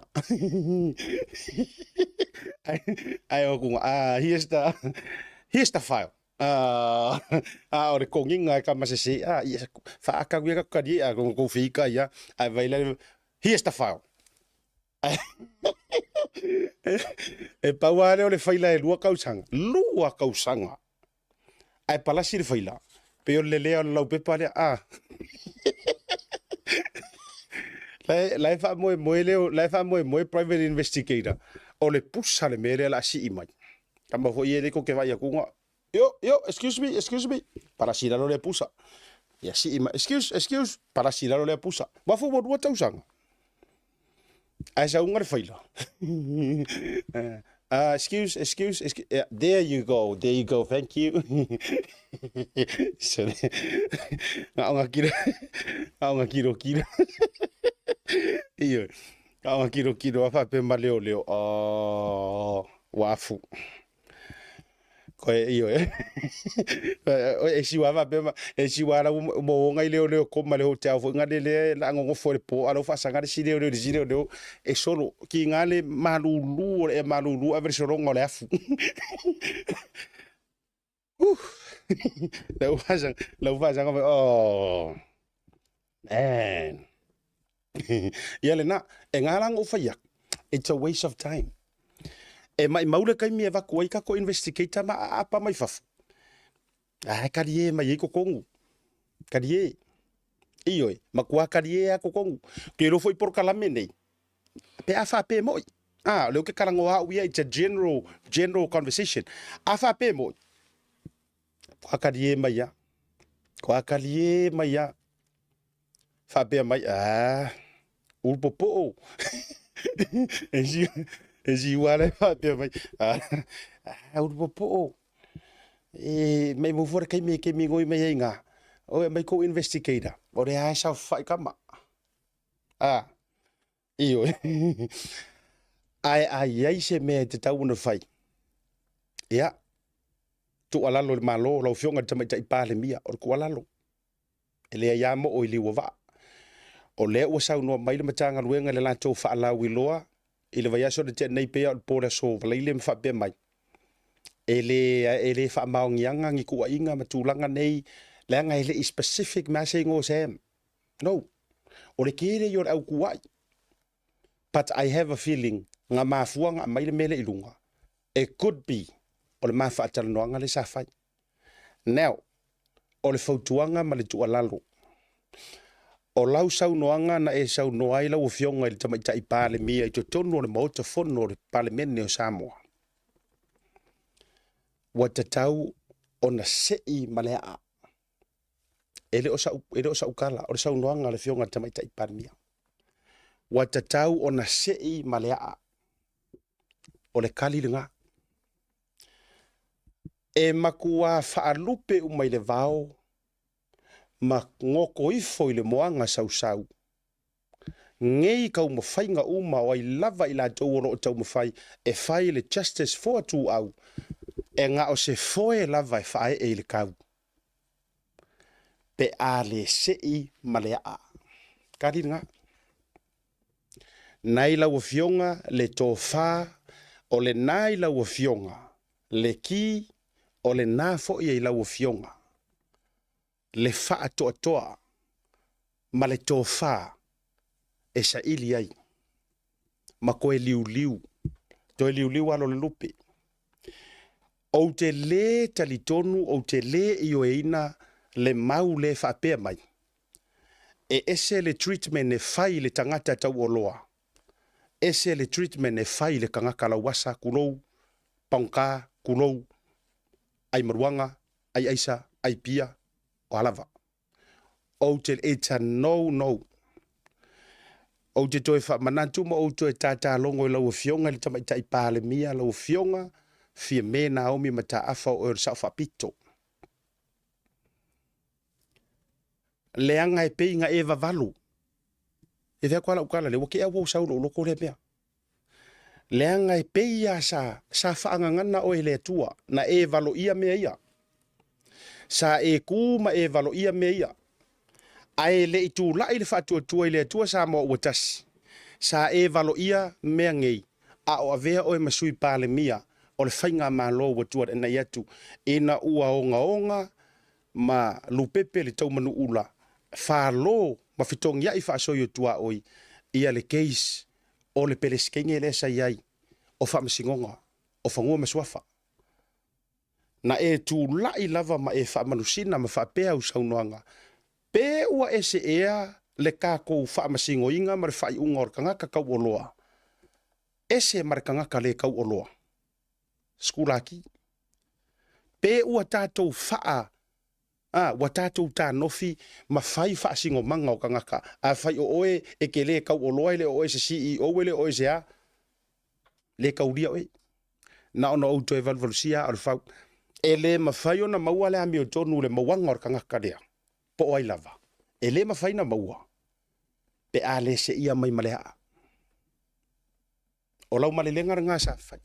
Na ono au toi ta tau le mau, ma au toi apo apo. Po le a fo iro kako fai aku e vaku I fafo. Yes, it's a great idea. The greatest idea. Ai ai ale mea mana ia. Ai ai male mea sao e kau fai mua mua. O le mea sao a ia ka kau ngā fai. Ko e kanga I le ko kongo na maka ngā luenga. O ai tangata laito tonu o e iai so o tanga, e iai afianga, e iai mafutanga, va lalata matulanga o mawhapenga, e mafu ai. O ngā ponga kia mato alia, ni mata upu ma ale ale whapea. O I ngā kaunga koe whaiei sila iai. Ngā o koe wha mailo ali o whelwaenga lea, e wha mautu ai lau tala lea. O ngā o mei e sela ia lea malimita upu lea. E mafua la ua ungani lau whionga tamaita I pāle mia, ona o lea leitu. Na tupu mai le wha alawe lawe lea. Ngā kupu le wha alawe lawe lea le maliu o tu au. Ngā kupu I le taimi o le fisili, o le ale kaimi ngā kupu ai. Na tupu I le aso lua tasi o aperila. Lua afe lua tasi. O ai le mingi ska o leo sa ili taimi le nei. Ili taimi le nā. E le ai se mingi ska o lai lalo o le caretaker government. Alawa e koe, tulo ele o le fionga tamaita I pale mi arko o kele. Alawa koe, oh, wow. This is strong. Fafonga mai foila. Le ala leo la utau le mau. Ngā kupu le whaalawe lawe lea. Who were the people? Who were the people? Lenga luka afta inga mkanga ruenga o leo re kaimilea. Iken kaio. Ko me singa ngā sa iai kaiminga. Who was the minister? Ele o Harry Schuster. It was not Fawalu. No. It was under the caretaker. It was under the caretaker government. O lea la le mea ka ore caretaker government I makor kula fongo male ilo ilonga le wasaungi. Ale watato ilo nei mawha mapu e meri komisio suenga. That was illegal. That was illegal. Ele hei sa le kaung whaya ngā mea o caretaker government. Tau mo mai la le wingo lau tala. O ai la ka ngaka ia sa iaile la kou malo si anga. E tupu atu, o le upomongi, e kupu aku whaalawe lawe le maliu o skamikiki lea. Makua wika ko kongo re makanga ruenga re keimiri ngei, le ngā. But surprise. A few months later, mana tua mai foila. Leo ke kau mwhai kau pista kera pa ele isi wha maungia ngala ukala leo ke whakuai in somebody. Whamaile mori maua tamale o tu au. Le komesinga sa iei mua. Nganga avaku iai lau ke fongi. Mamala malama le leile mele ngo uka ua akua maraka ngaka ngo uka ua akua maraka ioi maraka ngaka nga afia. A few months later whaailoa mai e nguspepa I Samoa whaamavae le sa avea ma komesina o leo. I'm just throwing that out there. Ngar kongi akua I don't have to go to a police academy. I don't have to go to a law to see that. It's a black and white thing. Ia rau California ngā leo ke whai aku I au via FBI. You know, I'm not a FBI. I'm not, so what? I'm not. Ai o le mawhau ma le musu ngā le nganga pa ia. E le ai se whai longa e au le meranga. E whai tūra utala. E oi. O le o le musumusunga a le anganga pa ia. E le aia se fai pinge ma se fai ilonga e au nga mea. Vai foi la o i kako whapsingonga i aru ngere kaiminge. O fea o ka oko ai predictions. Predictions ala au fai ilonga. E uma e ai saule winga e saule unga o whamsingonga e se ale me lau meile unga. A e fi ue whakalangoa le au loia o le au whamasingo o le au wakamamai kula fongo. Ai sauale unga o se whamsingonga e se ar me whaasanga i ele unga a vaile valunga o le au so-called experts i le tula fono.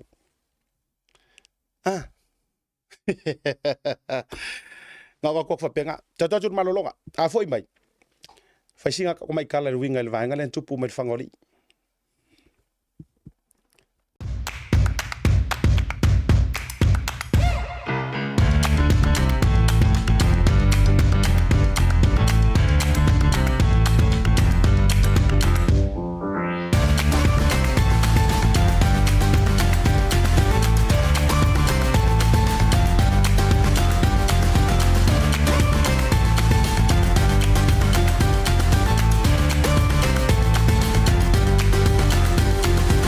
Tasi Market.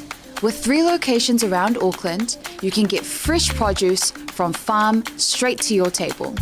Grab a bite at Tasi Pasifika Cafe or get a new look at Tasi Barbers and Salon. Tasi Market, your affordable local.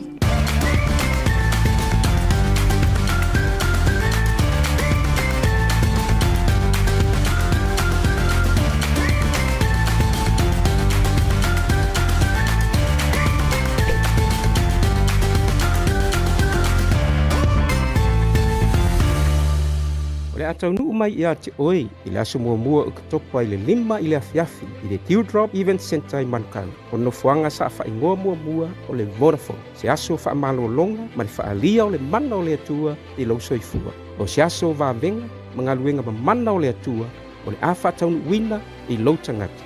O lau awanoa le leili nei e te mori mawina ai le mana atu atoa o le atua i te tonu ia te oi.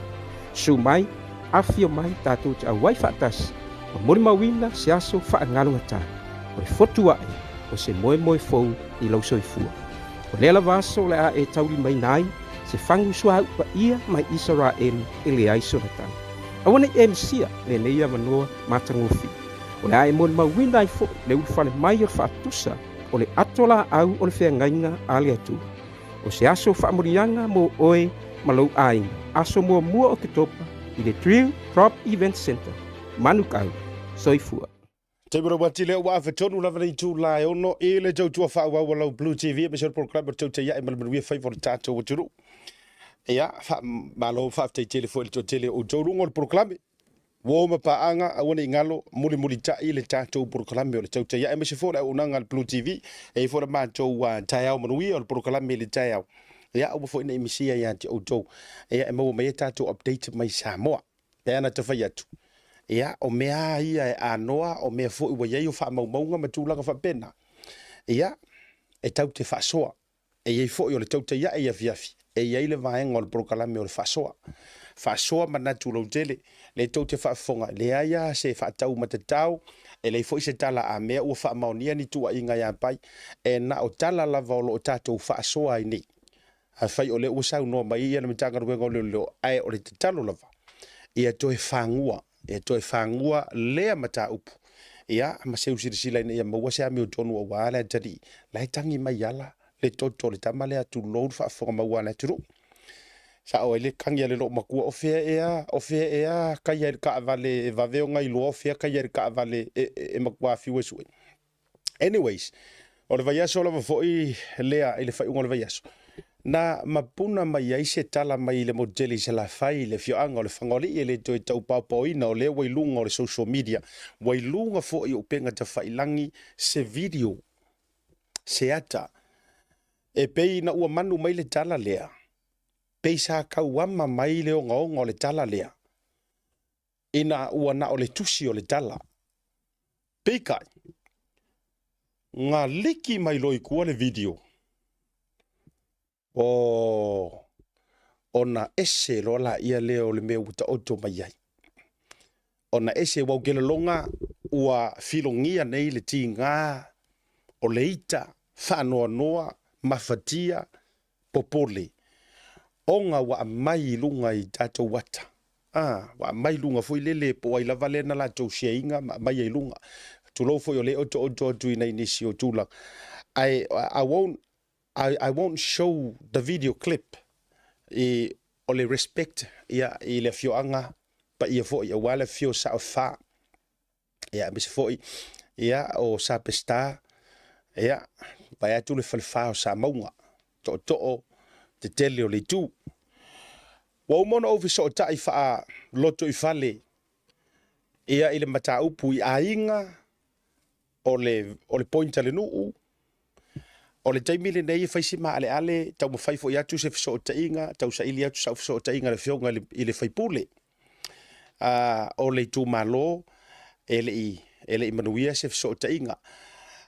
Matou tala noa manisi o matai I tua ele o radio mai lunga because o le tūlanga o ngā malele mautonu ono le video wo faa ruina pe yo ile ua fua matangi ai ona tau faa whainga tā ona maua se tanga tai mawhai ona sau le taimi e tala noa ia ma faa soa fo ia winga I le faa vlavi ai ole na ua tau se fio faa vlavi le ana tūla I mai ele fio angol fangoli ia ua toe va ai ku ai ngā faa salanga ia sa moa na mua to ai ngā whainga ngei mai e sa moa na mua faa salanga faa penei ai le winga la utala ele ia mo o ili wa va la fo ia ao malu le malo ai o le fesili la utele lo ma fofau tatia ia la po ai sa o ai le sa wala ngo le fe moli mawai ele o yese fete na inga moli mau mai la tou sa o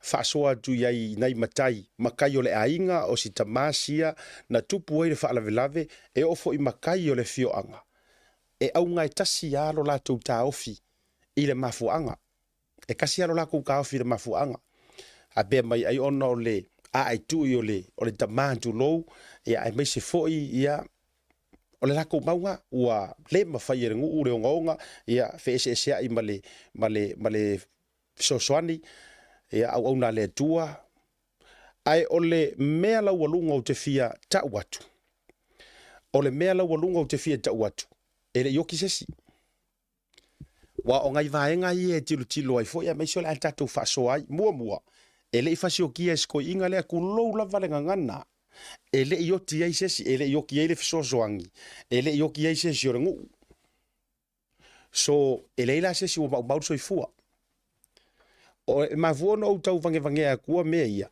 leanga o le facility tasi o le a kongu le ku ai nga hanga sala e mawhainga e whaia e ongo o a iar wha ko whala inga ko inga mea lea o le whatau pe le ala tu lor whafonga le tunu o le whakau le ala o le ale ko inga sori kula fongo e mawhai ona o iaile o onga ia o ka vaia kunga le video ka le fia vaia ia I just didn't want to see it o le facility tasi lota ma fau is this the best whako whala inga tu lau ala fio anga mamalu ku lau ala fio anga o la ua facility whala wete yes o ta vai le sai fo inisio ila tau leanga ua sa tia le ingoa ta ule leia o le nu a o le winga o lo ulo toma le ma fau o kangaka avele video o yeise o nga o le video ngei o le facility o yeise o nga o le video ngei nga mai lunga a fai tātou te tilo I le tū lesi tū I le ingoa ta ule leo ngu ma makua le anga uma ma feki le ingoa ka ule leo le nu ai a fai tau te tilo tu I lesi tū o le a lai ma fai nga kupu mea ia wha apea ua lewa nga kea o le a ma fai nga kupu ia o le a le whako whala inga a ua alu le suakanga o le vaakele ua matua le mawhai e le whautanga se mea o nga ami leo le tofa o le kofa e sawi a inga e le saua ingi whale uporu o le kōwha, o le kōwha a le ali i makua o le ngu, o ali i mātutu o le nu, o le tō wha a inga e lave le manino e lave le toa. Peka, ia ua le o lea le kōwha, ua sau le tō wha, ia e whaatautau le ala tūlou lava.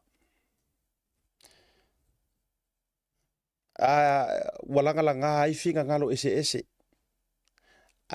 To me personally, lo utangata ma lo matai. O la upu mongi lava. A fisili mai a kia o whaare makai. E reo skaka whai porokalame a whaare matai. Whaare matai whai tausi a inga tausi nu. O ke le manga o e koe kupu ia ko inga whaasalanga.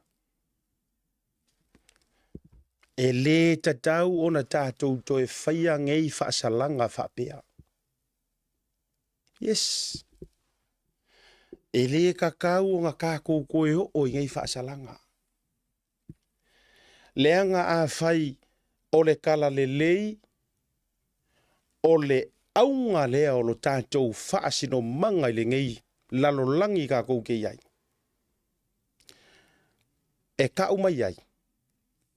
O tātou tuu lava i lea tua. O ia o le whaamasigo sili. A whai o lo tātou talitonunga ngā kākou kalia i le kala lelei, ma tuu e whaavae ai Samoa. Ia auia. E le o se aka pupula lea o se whaavae i lea tua Samoa. Tumi. Kau pea lao ngā ve ese whaavae lea i lea kua. A ve ese. Ai tuu ai pea. E whaavae i tū maanga nuu maanga i whanua Samoa. O au se whaia ongo re ngana Samoa. Whaile matou a onga i New Zealand nei. E toe whawhangu ma toe mati ai leanga nuu. O te mā losi fo i lo taritonunga i leanga nuu. Ai o loo makai ma le whaako whala inga loo makai. E matau mea umai le finga ngalo le atua. Yoi. Pea ngofa yaku. Po o lea le mamafa i fea ma le mamafa ku o le sala ua iai. Ioi. A whaia o lea kua o lo kako malua papa. O le papa o lo kako whaorakanga. E le liliu lava o le whaavavau. A whai o le ale mu sae ma le mu ula o kako wanga sala. Ai a whai e ola le kua ola le leo kako uloko. Fea i e wha mangalo. La ulea kala. O lo upopolenga. Inga ngei a vea le vaa whaaloko i whali. Inga ngei kurikuri au pūlo wika. E sāki ai, ma lua ngi ai, le mangingo sau whaako whala inga ma se mangingo sau whai unga e kaumwhai. Le ki ofa mai kala le kusi. A'e ika, ngofo mua i lalu. Ea, a'e ika, ngofo mua i lalo. Alfa kuanga al porkalami. O aua leu ke whaiaku. A'e ika ngofo mua. Leai masekala wha mai. A'e ika. React loa. Leanga o le mea lea e maua le react. I lo wika. E ongo lua ngia ai sau whai unga. Ea. Nganga o whapenga. E iai fo ile sika ngaka e saulanga whaako whala inga. E manga o e kopi ia sili aku. E manga o e follow i mea nga whai e kua awa kea. Le ai. E le fesilingia oe i sau mea nga whai anga ngafi. A e manga kua oe. O lau whaako whala inga mo le rumangai. Yeah. Leanga e umaku loa lo fuaka. There will always be another person that will come and replace you. A o lea lau fua whaakakau mo le lumangai. e fai le kaimi le ngei lau fua whakau. O lea la le tū la whātua lau tala le nei.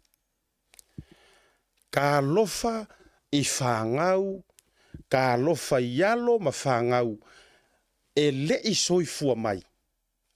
E kupunga mai suru ngā kiki o sko inga lea. Lau le ka ua suafa langa e mamaere ka va e yonga furu. Ka lo fae I suafa, ka lo fae I whanau lalo vaoa ma ele I whangangau mai. E feola ma soifua mai, e soifua mai kukongo le luma lea. E soifua mai I kukongo o le luma ma le maasiasi. Leanga e pala le maa, ai le pala le kala. O le mea fo ila lea e varvarusia ia au le fau. I le ko wha ma malu ali I ma whaipule o fio anga kai kasi. Ko e liu liu le ko wha. A le maua se kasi, wha moer koa. Wha moer koa.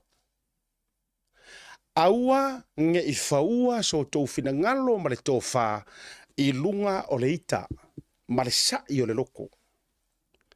A ua le au kasi, I le aso ngei, moer koa. A o kai au ele ai, koe wha moer koa o le winga ngao ngā upu. Se isa ili le ko wha leanga o le ko wha ma le whai unga, e ka oko le moanga uli, e leo I a whi ai, e leo e mangu whi ai, o le ko wha ngā le moro kamari. Le ale winga o le mea e leo e mangu whi ai, e leo I a whi ai le ko wha, le ale winga. E le sa kia, e le ulufia, e le filongia, e le lualuangia. Ai wha moe inga I ala I le kai au, o le mangingo I or ko wha, e ke le I wha alongo, leanga ua parau vale ia pai.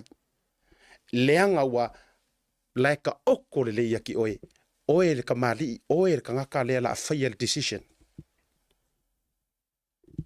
Leanga o lau ko wha, a o inga kakala, e le ngaka e a wheki e kai mingei, a wheki ai mai a muri.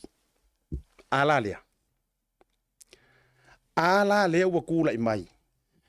Pe koe fusi fusi, pe kaloka, pe a mai lea mi o kongo kula fongo, ua I le vaa o engedi.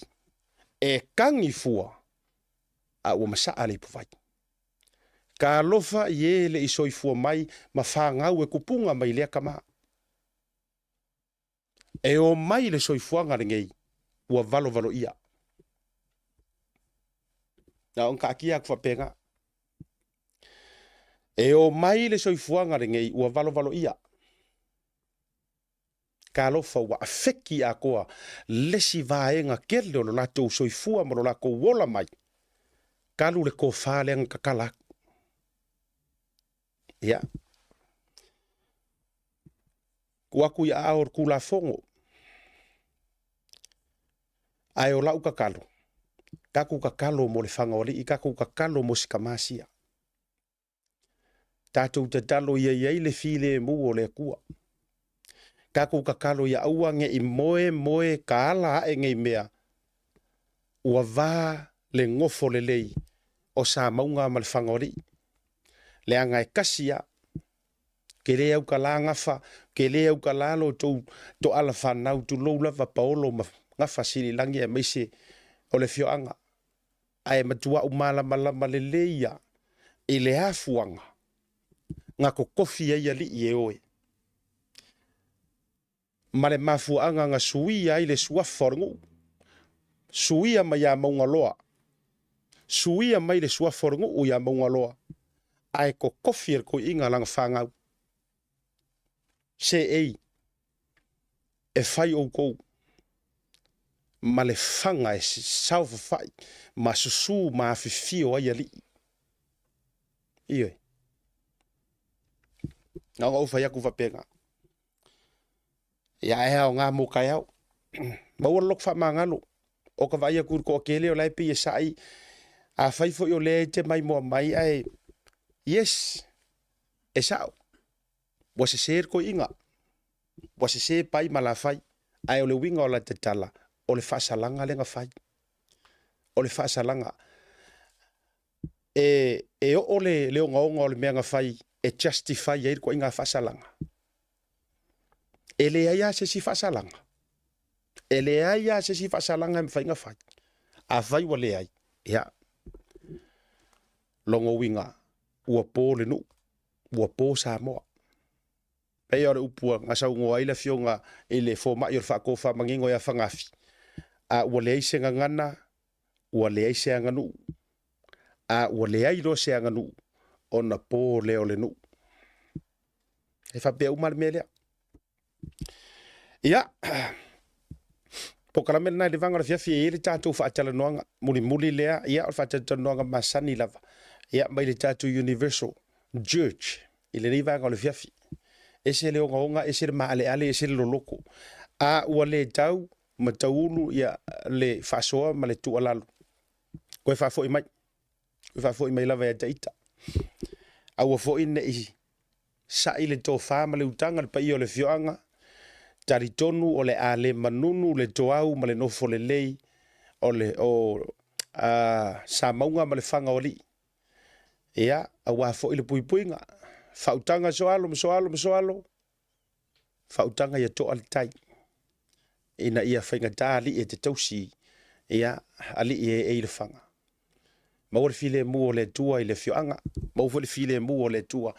Ia, ie o loo, ia tunu i fafu. Ia, tatou tau fai maua le loto wha mangalo. Tatia atu le tūla fonu. Ia, e whaia le wha maoni o le tūla fonu. Aina ia uana i tāla nei mea. Ia, ai tupu mai ai ni vaseng. O lo o le leilava, le loto i fale o le paia o fio anga ngalua. Ia, o le tatou porkalamela ni vanga o le fiafi. Tau warunga atu le wha atentala noanga. Ia, asungai nei whawhianga inga o le kalesia mai i Universal Church. Awale la tu wha moe o lo loma. Ya u foi de galo ali fai tosa ticket o le tatou ta longa le toa Samoa male au malo sir kiwi le sulufu multasi o ke topa o lo mau le tatou o naga Pacific Easy money transfer ya awa sau ticket tatou te lango sua le ta longa le aso tai au le si tatou tau ya e masani ma de tu foi o le tatou prokalame o le sports tala noa mo tatou mai Samoa a fo le valu e fasala laune tu sa oilungo le NUS TV Channel 8 le tatou por kalame ia le fionga ya umua to vaenga mi se fora fionga to le fo Andy ayo lupotea ile aso atayau ayo le tau le ono le temi tatou ini usile nei fa mangaro se la banga o le tau to bali la fo fonga va tele matua upu o to Samoa ai foi ni vaenga e to te fa mapu e iso to finangalo fa iloa o le tualalo te lia malanga fia malanga fa tai tusi mai ile tatou TAUTAI A'E page ai aweke au mai le tulanga le leilo fanonga au mai sau tualalo au mai sau feedbacks ma tulanga uma ia ai aweke fia ura vale alofa tele mo o to Samoa le atiru pele press lo le share le tatou proclame until then tatou felo ile so tayau asiata fale balu biovoliko ma le Blue TV soifua mai manuia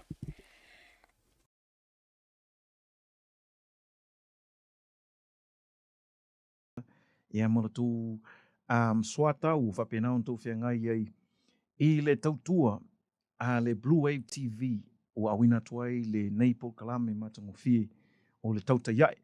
Ia vi ia le tua ono o se avanoa matango fie o tuina mai e whasoa ma mole tuai foi se whamalosi mai i le ekalesia nei a le Universal Church. Ia o tau whatasi malau au na whatawā ia waat funga e moli atu se upu whamalosi i tu tonu fo i ngā luenga o lo whapenao na ngā lue le au auna le tua ia man au whenga wenga le tua e tau longo ia mau atu pia whapea o iaini whawhita uli o lo o whengai molu wola whaleanganga.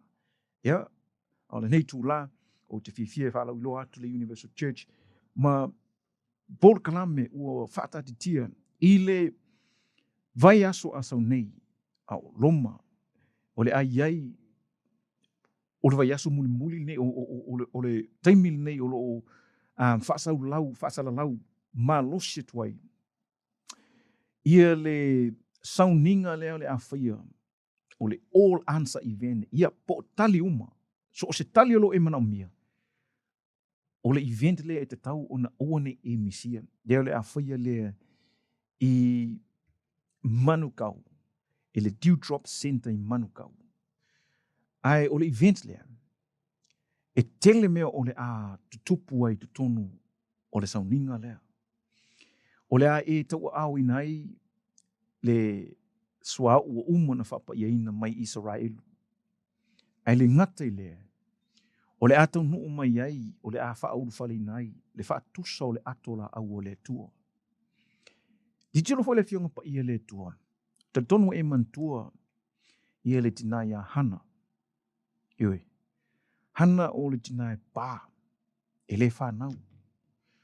Ai, o le alamen tupu ia hana. Nā alu hana i le the temple. Nā alu le malu malu. Ai o te tonu i na le malu malu. O la iele atola au o le tua. Nā alu hana ta talo ma whaalata lata i le atola au o le tua. O le alamen tupu ia hana. Na maua malen tali. Tali e le tua. O na olai ai te tonu o le malu malu o le tua. Le atola au. Lae fiu ai le mamalu o le tua. Sa whaafofonga fo i le tua i le tangi ma le olenga. Wha maonia a hana. Ioi. E hui lea na titilo tu ia le priest. Po o le taitai le whaife au. Ia. Titilo atu po lae mio ngoi ngutu o hana ai le lopo le ale le mela tangi hana. Ai le loa whaife au. Le priest le. O lae ole hana i le tua. O lana o lenga tangi. Ua le mawhai e hana na tau ave le tinga ia ma le whatau wemu. Ma le whaifai. Ma le tele o le mata ngā ua whapenao na ia māsiasi ai. E na maua mai le tali e hana mai le tua. Ia na whaapupula ia i to tele. Le te tono le whionga pa ia. Na iwa na tusi ma whaamau mau. Le wawenga na tupu ia hana. Ina i whapenao na maua le to tele. O loo iai le safa po o loo iai ia le mawhatianga le pe o le mele tupu ia hana. A whapeo oe o loo tupu ai le whawhitauli le na mau ia hana. Su mai lau wawanoa le leile nei. E te su mai ei. Tātou te whaatasi i le aso le nei o tali uma. Awa o le alawa le whesiri o lo e mana o mi o le ate tali o lo e sa ilia. Awa te misia. E su mai tātou whaatasi le aso lea. Ioi. O le a whaamanuia le tua, o le a tali le tua, e tusai malo mana onga. I le suafo Iesu. Pea e tantonu. Ai whafonga mai i le whaasalunga lea. Mo nisi whamtalanga. Coming to you on Sunday the 1st of October at 5 p.m. at the Dewdrop Event Centre in Manukau in South Auckland, the former Vodafone. A day for you to be healed and experience the power of God for yourself. A day for the miracles and wonders of God to be done in your life. Now is your opportunity to receive the power of God. Join us for an unforgettable experience. It will be more than just any ordinary day, but the beginning of a new life. You will also receive a free bottle of blessed oil from Israel. Don't miss this unique opportunity to experience the miracles of God. You will witness the entry of a replica of the Ark of the Covenant. A day of miracles and triumph for you and your family. Entrance is free of charge.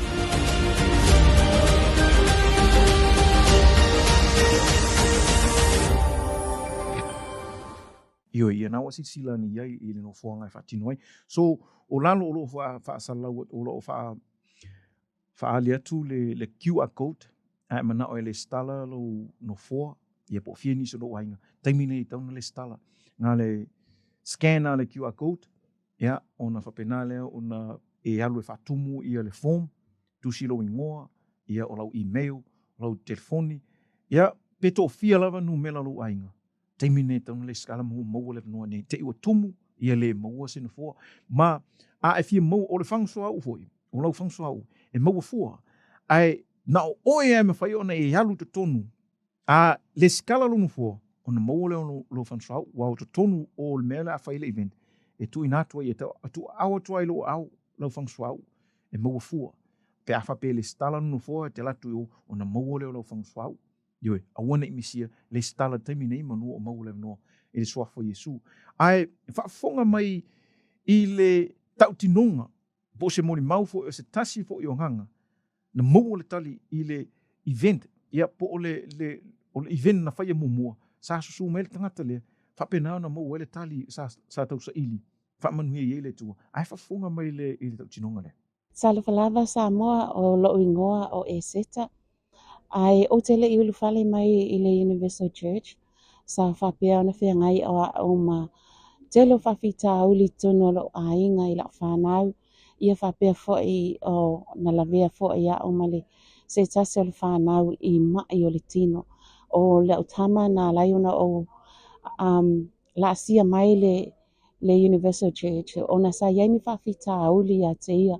I le ona soifua maloloina o lona ola soifua maloloina ia o se atama sa maua o ia i le mai fatu sa whapea no sa ili so se mea lava sa whapea no walu i lunga le internet e su e ai se fofo ai o te le iloa e iai le la ale e kalesia le nei o le Universal Church i nei o tahu ia ai o te le i sau ma o sa ili i se tonga fiti mo si atama e sa whapea foi ana maua au li tele mai sa o whia ngai ai o au o stangata e sili ona mai te tonu o le matou ainga ai au te whawhetai lea lofa o lea tua wa whaia a wala e ala i la utama sa whapea ona mai ma te sa ili i se tonga fiti wala au atu i lea tua ina o tangi atu i lea tua e whaasino mai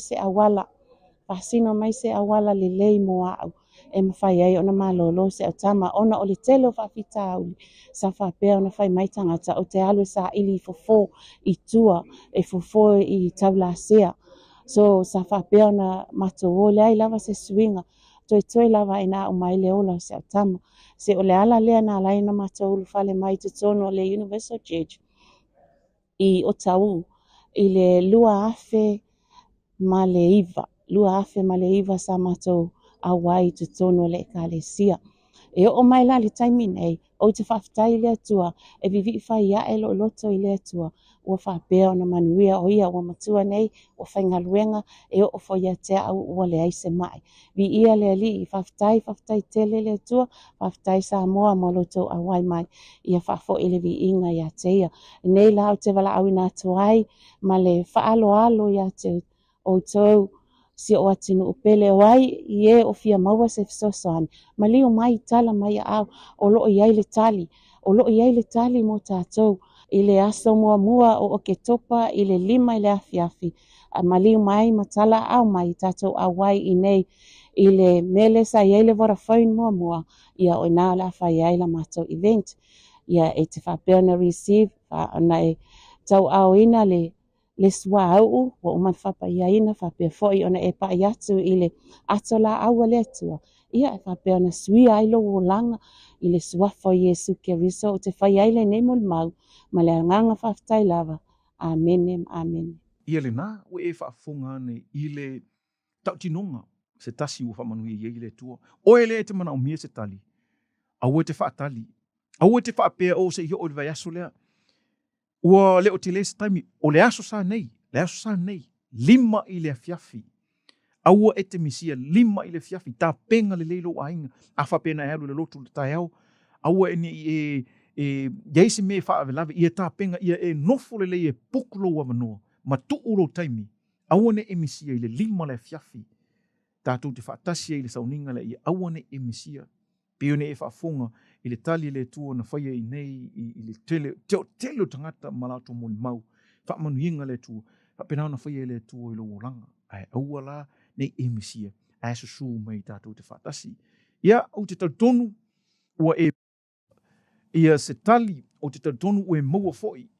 Ia se fesoswani o lo e mana o mia. Ai aua e te whaavaivai. A whape te mana o mia te vili mai pe vala au mai.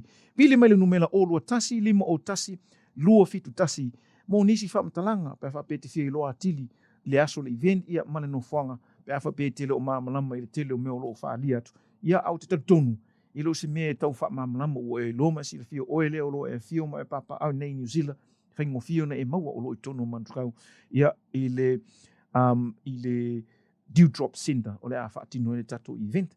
Ia ai momoli atu le whaftai tele lava mo le avanoa i le au aunanga a le Bluwave TV i le fionga le whatonu ia asiata ia male lato au whingarenga whaftai lava mo nei avanoa mātango fiu e tuina mai ia e whaftai e te fo ia Samoa so o se Samoa o luha penau na mai mo mai ia ma whatasi mai le tato po kalame ia whamanuia te le atu le tua i le whai ungo na nei aso e ngati lea o whainga malolunga ia whapea fo i lato o whia ngai ma tiuti mga luenga le nei taimi ia whatasi le tua ma pui pui e te oe aro e whia ngai e mga luenga ia tātou toi wheloa ia tili i le sofa manu malo Yesu Keriso, soifua.